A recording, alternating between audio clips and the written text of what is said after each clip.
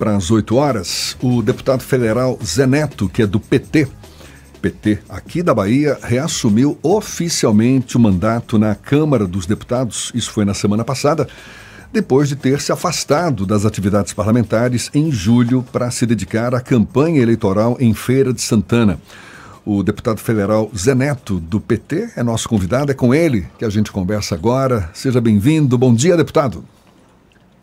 Bom dia, Beltrão. Bom dia, Ernesto. Bom dia a todo o público. Prazer em estar com vocês. Antes da gente entrar sobre suas principais metas, projetos na Câmara dos Deputados, faça uma avaliação para nós sobre o que aconteceu. Metas, projetos na Câmara dos Deputados. Peraí. O que eu fiz aqui? Não, agora está tudo certo. É que repetiu minha voz aqui. Mas o senhor obteve quase 47% dos votos em Feira de Santana, mas José Ronaldo alcançou pouco mais de 50%. Como é que o senhor avalia esse resultado? Quais lições foram aprendidas para futuras disputas eleitorais, deputado? Olha, a gente fez uma campanha, eu diria, politicamente. A gente ganhou na política e perdeu no fisiologismo. Feira de Santana se tornou uma província, infelizmente é isso, do ponto de vista da política. Eles construíram lá uma situação muito delicada do ponto de vista de como se faz errado a máquina pública. Mas dá certo para eles. Um mundo de gente de terceirizados que, em boa parte, não cumpre nem jornada, e na reta final entrou contratando gente, uma coisa fora do comum, anormal mesmo. A boca de urna, inclusive isso está relatado, estamos coletando essa semana o resto do que tem de ser coletado para encaminhar para a Justiça Eleitoral, para que ela tenha conhecimento de tudo que aconteceu. É uma ação judicial que vai tratar esse assunto de forma adequada, mas não como terceiro turno, vai tratar como uma coisa que tem que ser dita. A boca de urna em feira aconteceu de forma muito assintosa. A gente tinha uma eleição na quarta-feira e nos últimos 2 dias, não foi só em feira, foi em todo o Brasil aconteceu isso, infelizmente, nas grandes cidades, e na Bahia foi muito assintoso. Então a boca de urna se tornou uma coisa muito evidente e a gente não faz. Eu não fiz boca de urna, não fazemos boca de urna. E a boca de urna é um vale tudo, de dinheiro, de cesta básica, de favores do emprego, do fisiologismo da máquina pública. Eu acho que isso interferiu muito. Você vê a diferença lá de pouco, em torno de 3%, alguma coisa assim, que na verdade, Ernesto, dá 1,5%, se você for analisar, subindo ou descendo, né? Então a diferença é muito pequena. Praticamente 2 candidatos, o terceiro candidato teve muito poucos votos, se não me engano 9 mil votos, uma coisa assim. Uma eleição muito acirrada, mas uma eleição que deixa ensinamentos muito bons para a gente também. O senhor está sugerindo que houve prática ilegal do seu adversário na campanha em feira? Muito, esqueça, muito. Abuso do poder econômico, político? Do grupo deles, a gente viu, as imagens mostram isso, Ernesto, muita coisa aconteceu, chegaram muitas imagens. O presidente do PL foi preso na cidade, imagina, oferecendo gasolina no posto de um dos postos de gasolina dele. Ele preso, o posto continuou ainda a oferecer gasolina, no dia da eleição, aleatoriamente. Aí a polícia voltou e prendeu lá os frentistas e parou o fornecimento. E quando fomos em outros postos, quando a polícia foi em outros postos, também já tinha outras situações acontecendo. Várias pessoas foram presas. Deputado, se fosse possível, não era possível, a polícia fez o que pôde. Nos distritos, não aconteceu dessa vez o que aconteceu da outra. Dessa vez nós ganhamos todos os distritos, ganhamos em todos os 8 distritos. E não teve a prática da outra vez, porque da outra vez eles impediram dos ônibus chegarem e furaram pneus, fizeram blitz da Guarda Municipal do trânsito, da Superintendência de Trânsito nos distritos. O senhor encaminhou a chegada dos... O senhor encaminhou essas denúncias à Justiça Eleitoral? Tudo encaminhado. Olha, se eu te dizer, Os caras, e outra coisa, o fake news, que é uma coisa que a gente tem que... Gente, eu sofri lá, porque tem que ter couro grosso. As pessoas às vezes perguntam assim, por que Zé Neto continua sendo candidato? Porque é difícil até construir outro, que as pessoas têm até medo de enfrentar lá. O negócio meio complicado. Você quer ver uma coisa? Eu sou o deputado que mais colocou emendas na história de feira. Nos últimos 3 anos, eu devo ter colocado algo em torno de uns 60 milhões, porque feira é região, principalmente porque há uma obrigatoriedade na saúde, que a gente tem que botar metade das emendas na saúde. Nos últimos 3, 4 anos, eu coloquei muitas emendas lá, porque feira é uma cidade regional. E foi onde eu tive mais votos, eu tive 63 mil votos lá para deputado federal. Aí o que eu faço? Inclusive, botei no Hospital Dom Pedro de Alcântara, que é um dos hospitais, é um hospital filantrópico, muito ligado à história do meu adversário, que começou a fazer política lá, vive lá de noite, anda lá mais do que eu 10 vezes. Eu coloquei algo em torno de quase 20 milhões. No UFRB eu botei 5 milhões quase. Botei quase em torno de 4 milhões na UFS. Eu coloquei no Senai mais de 2 milhões e meio. Fiz investimentos, todos eles bem centrados e com muita transparência. Não usei emenda PIX e fiz tudo bonitinho. Eles foram para a televisão e chegaram lá na prestação de contas da Câmara, que não tem ainda... Primeiro que não está tudo relacionado no ano de 2024, que fecha o ano agora em dezembro. Tem muita coisa que não foi lançada. E chegaram assim, Zé Neto só botou 1% de emenda na cidade. Mentira, a gente ganhou na justiça o direito de resposta, que também só sai no final, né? E dizimaram isso. Fake news pessoais com minha vida pessoal, de invenções absurdas. Beltrão, são coisas assim, inacreditáveis. Mas, deputado... Acho que eles param para pensar assim, o que é que a gente pode falar mal dele, porque eles não conseguem fazer o debate político. Isso é um fato que está acontecendo no mundo inteiro, Ernesto, você acompanha isso. Eles não conseguem fazer o debate político e vão para a destruição da imagem pessoal dos adversários. Infelizmente o debate político está nivelado por baixo aí. Agora, deputado, pelo que a gente acompanhou, e até o outro lado também tem queixas da sua campanha, do tiroteio, enfim.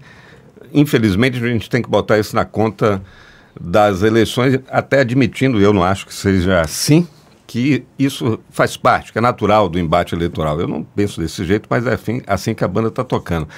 Agora, deputado, para quem está nos acompanhando aqui pelo YouTube, está vendo o senhor em sua casa e tem aí ao seu fundo um quadro muito bonito de uma imagem de um personagem da literatura muito conhecido que sempre entra nas reflexões políticas, etc., que é o Dom Quixote.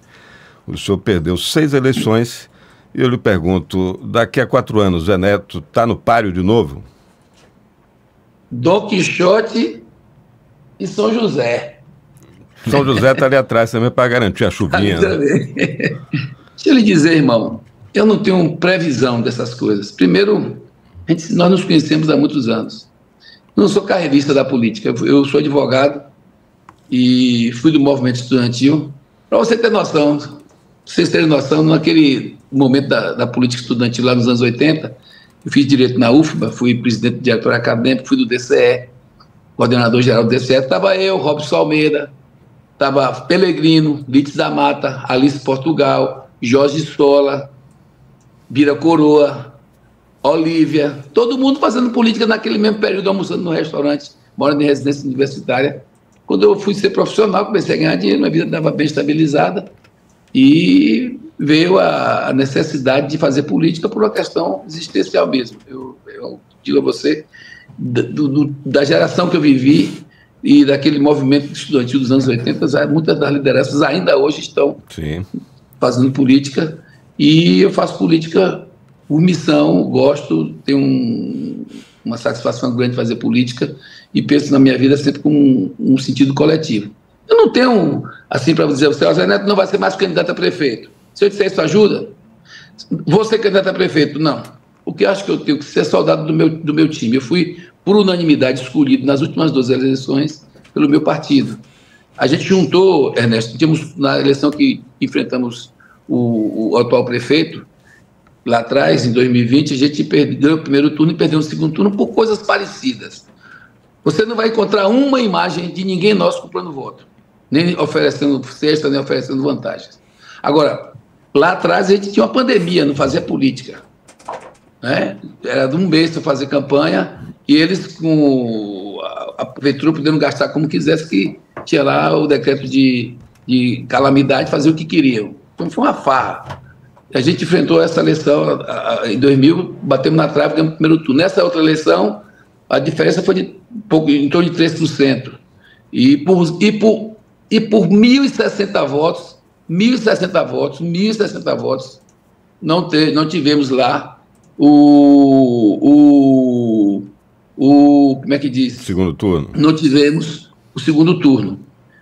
Eu participei de algumas eleições. Começamos lá atrás com 9.000 votos. Nessa eleição agora eu tive 150, nosso time teve 154.000 votos, ele teve 165. Ali apertado, um pertinho do outro. Diferença de 5.000 e pouco, 6.000 votos.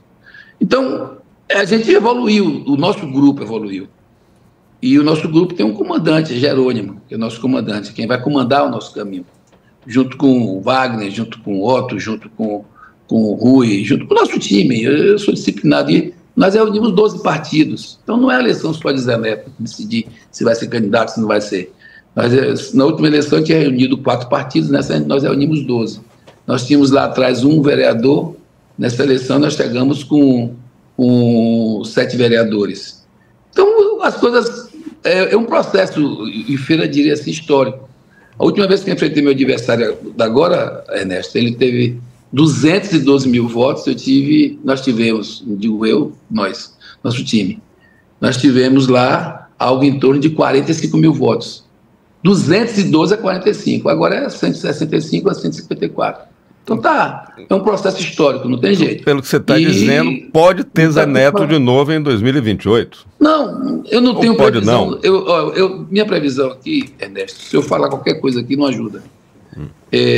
O que a gente tem que trabalhar é para, primeiro, temos que ter novas lideranças, temos que ter mais efetividade, principalmente buscando trabalhar na classe DE, principalmente nos conjuntos do Minha Casa Minha Vida, que estão dominados, em parte, por situações que não são nada agradáveis do ponto de vista da política, porque não é da política. Vamos ser claros, você está falando que muitos conjuntos estão dominados pelo crime, estão controlados pelo crime, não é isso? Tem situações que a gente tem que enfrentar e bem, e isso para enfrentar é com política pública. A gente tem que chegar lá dentro com política pública, tem que trabalhar mais dentro das periferias. Onde a gente trabalhou na periferia, eles não ganharam. Deputado, esse não chegou como deveria estar chegando, como chegou em alguns bairros. Por que a gente ganhou todos os distritos? Porque a gente conseguiu ter uma operação policial. A gente não, o Estado tem uma operação policial que diz aqui é para ser, a política vai acontecer de forma tranquila, não vai ter o que teve da outra vez. Bastou ter legalidade e trabalhar como nós trabalhamos, que deu certo. Agora, você não tem como fazer uma operação, que lá em Feira era uma operação de guerra que tem que ser feita. Só que não tinha policiamento para fazer isso, por que não tinha? Porque você tem no primeiro turno eleição em todas as cidades tem problemas. Deputado, mas Feira foi uma situação difícil. Eu até agradeço a polícia. Esse foi o assunto que dominou as campanhas aí no país inteiro, segurança pública. No país inteiro, Ernesto. Eu vi uma matéria, não sei se você leu, no Estadão, e tá outra também na UOL, que é uma coisa assustadora, São Paulo, Rio, e começou no Rio isso, né? Então a gente tem que saber como é que vai tratar essa questão da presença indevida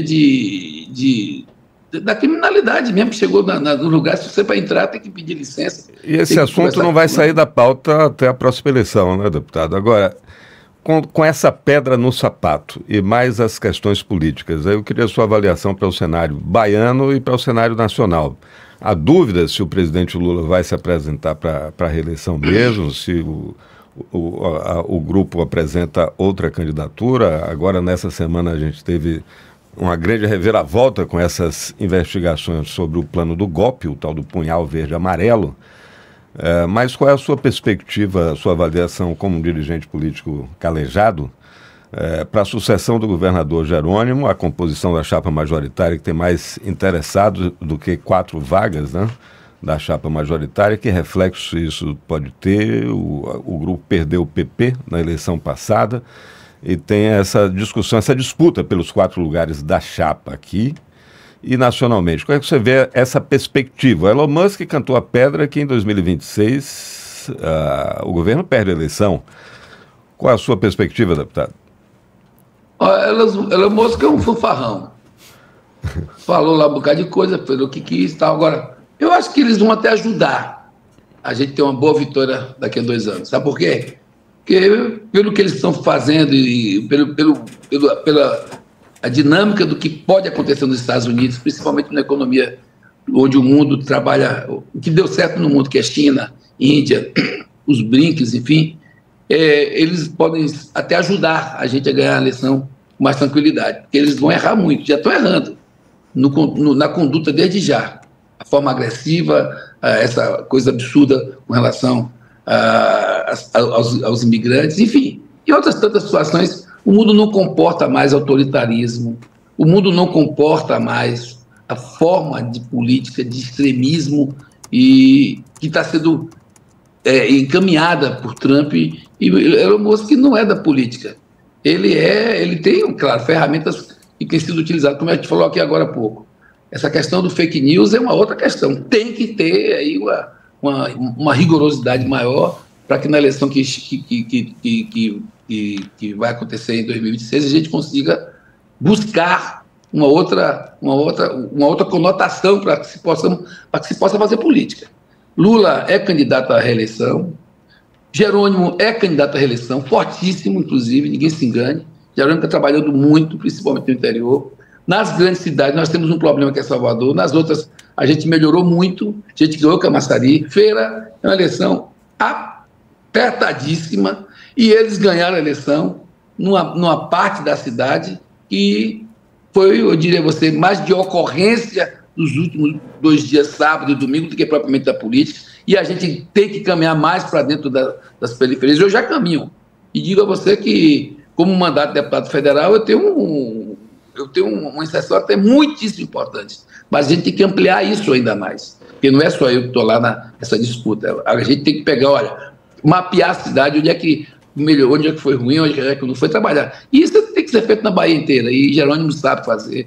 E o que eu acho que vai acontecer agora, ele vai fazer uma reforma administrativa para azeitar melhor o comando dele, o governo que está indo bem, muito bem, principalmente na educação, está enfrentando, as pessoas falam muito de segurança pública. A Bahia está entre os 3 estados do Brasil que mais investe em segurança pública. Encaixar melhor as coisas e caminhar no sentido de resolver. Nós temos dificuldades para serem enfrentadas com o governo Lula e com o governo Jerônimo, principalmente no que não é nosso, que é a atenção básica de saúde, que é dos municípios. Infelizmente, na Bahia, as maiores cidades estão na mão de uma oposição que chega a ser muito irresponsável com relação à atenção de saúde básica, que ao não atender a saúde básica, as pessoas piores vão parar nos hospitais. Aí sobrecarrega a nossa regulação. Eles, como fazem feira, despencou o atendimento de saúde básica, porque é para poder dizer, os hospitais estão cheios. E temos que trabalhar, claro, não vamos deixar as pessoas sofrerem. E, no mais, é a gente ter paciência, como você colocou. Política é uma arte de muita conversa, de muita paciência, de muita serenidade, de muita humildade e de muita coragem para enfrentar as batalhas do dia a dia. Nós temos líderes maduros, temos coisas novas que estão acontecendo também dentro da renovação do nosso partido, do PT, e das forças que estão dentro do governo. Teve muita coisa boa que aconteceu nessa eleição, principalmente com relação à nossa base como um todo. Há uma solidez muito grande na relação com o Otto, na relação com os nossos senadores, com os partidos que estão ao redor. O PP, uma parte do PT, diria a maioria do PT, tudo o PP já acena para a gente. A tendência é que agora, nesses próximos 2 meses, o PP faça parte do governo do Estado, volte para a nossa base. Então vamos trabalhar com o pé no chão e com serenidade, que eu acho que nós vamos ter uma grande vitória, tanto no âmbito federal como no âmbito estadual. Deputado, para a gente encerrar, estamos conversando aqui com o deputado Zé Neto, do PT, que reassumiu o mandato na Câmara dos Deputados na semana passada, depois de perder as eleições em Feira de Santana. O senhor, tudo bem, não afirma se vai ou não concorrer à Prefeitura de novo em Feira, mas hoje está de novo deputado federal em Brasília. Quais são suas principais metas, projetos para esse novo período na Câmara dos Deputados, especialmente em relação às demandas de Feira de Santana e da Bahia? Beltrão, eu vou continuar, claro, com foco no que eu vinha fazendo antes. eu tenho eu sou presidente de 4 frentes parlamentares aqui, de cartórios, de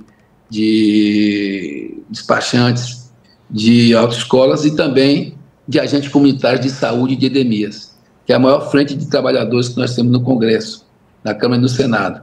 Eu estou junto com eles há mais de 30 anos. Esse é um trabalho que eu vou caminhar cada dia mais. Sou vice-presidente de mais 2 outras frentes, que são frentes de desenvolvimento econômico e frentes a frente de comércio e serviço. São 2 frentes importantes. Eu quero continuar fazendo muito nessa área de interlocução. Eu estou com os trabalhadores, todo mundo sabe qual é o meu DNA, os movimentos sociais, e aprendi como líder de governo, que fui 8 anos quando fui deputado estadual, fui 4 vezes deputado estadual, aprendi tanto como líder de governo, que fui 8 anos líder de governo, como 4 anos que fui presidente de Comissão de Justiça, aprendi tanto a formular na parte de projeto legislativo, como também de dialogar. E eu venho trabalhando muito aqui com diálogo com o setor produtivo.